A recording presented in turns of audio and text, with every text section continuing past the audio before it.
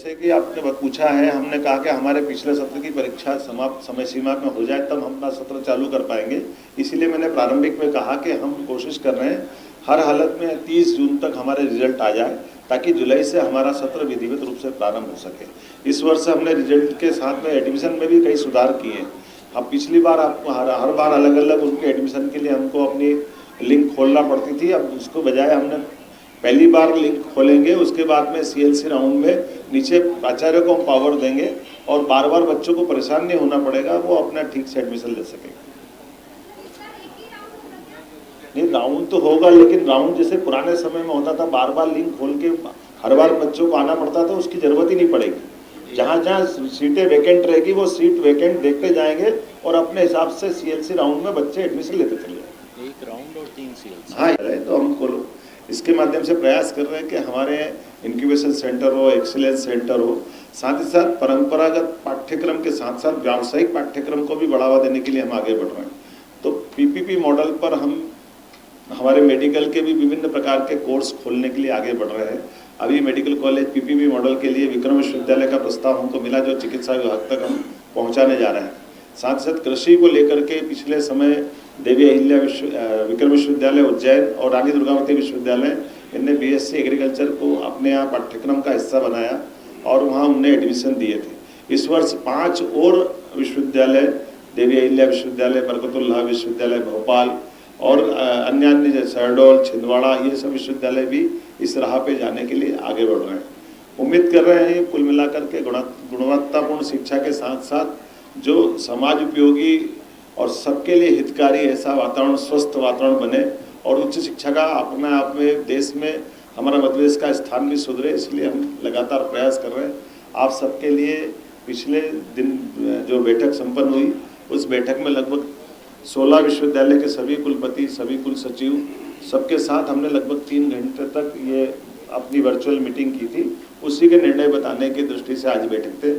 उम्मीद कर रहा हूँ कि आपके सबके सहयोग से हम अपने लक्ष्य की तरफ भी आगे बढ़ेंगे और उच्च शिक्षा में और निरंतर गुणात्मक रूप से विकास करते जाएंगे। माननीय मुख्यमंत्री और माननीय प्रधानमंत्री के माध्यम से हम पूरे प्रदेश के उच्च शिक्षा विभाग और बाकी विभागों के साथ तालमेल करते हुए इस दिशा में सीधा प्रसारण की व्यवस्था में हम सहभागी बनने जा रहे हैं।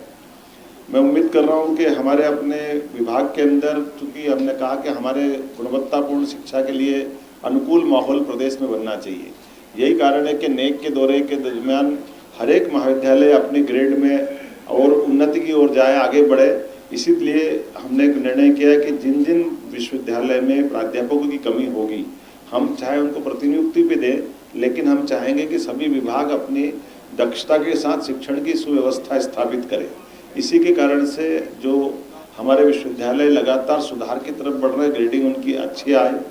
हम उम्मीद कर रहे हैं कि नेक के दौरे के पहले इस तरह का माहौल अपना बनेगा। रही पदपूर्ति की बात, तो पदपूर्ति के मामले में भी बैकलॉग सहित सभी पदों को भरने के लिए सभी विश्वविद्यालयों को निर्देश जारी किए गए हैं कि वो सभी अपने यहाँ के जितने भी पद हैं वो पदों की पूर्ति करें। शासन उनको मदद करने के लिए तत्पर है। हम उम्मीद कर रहे हैं कि हमारे जो पिछले साल के जो नई शिक्षा नीति के अंतर्गत प्रथम वर्ष के जितने भी पाठ्यक्रम के रिजल्ट आए हैं, वो रिजल्ट की तरफ हम बढ़ेंगे। तो इसी आधार पर द्वितीय वर्ष का सिलेबस बनाते हुए हम सेकेंड ईयर की तरफ भी नई शिक्षा नीति के लिए उस भावना के हिसाब से प्राइवेट सेक्टर में और गवर्नमेंट सेक्टर में, दोनों सेक्टर में हम समान रूप से नई शिक्षा नीति पे आगे निकलने वाले हैं, आगे बढ़ेंगे। मैं उम्मीद कर रहा हूँ कि जिस प्रकार का वातावरण बना है, कि GER सुधारने की दिशा में जो मध्य प्रदेश का उच्च शिक्षा विभाग लगातार प्रयास कर रहा था, इस वर्ष जो अभी तक के हमारे अनुकूल परिणाम आए हैं, राष्ट्रीय औसत से अब हम आगे जा रहे हैं। पिछले दो साल पहले तक हम इसका परसेंटेज 20% था, लास्ट ईयर 24 था। इस वर्ष जो राष्ट्रीय औसत 27% है, हम उससे को क्रॉस करने की स्थिति में पहुंच रहे हैं। उम्मीद कर रहे हैं आपके माध्यम से नई शिक्षा नीति को लेकर के हम जितने प्रकार से सोच सकते हैं, सभी विश्वविद्यालय के माननीय कुलपति, माननीय कुल सचिव इस बात पर सहमत है कि हमारे इंक्यूबेशन सेंटर हो या एक्सीलेंस सेंटर हो, ये लगातार गुणवत्तापूर्ण विश्वविद्यालय की शिक्षा में बहुत मददगार साबित होंगे। तो उस दिशा में आगे बढ़ना चाहिए। हमने अभी एक्सीलेंस सेंटर के लिए 3 विश्वविद्यालयों को और धनराशि देने का निर्णय किया है। विक्रम विश्वविद्यालय,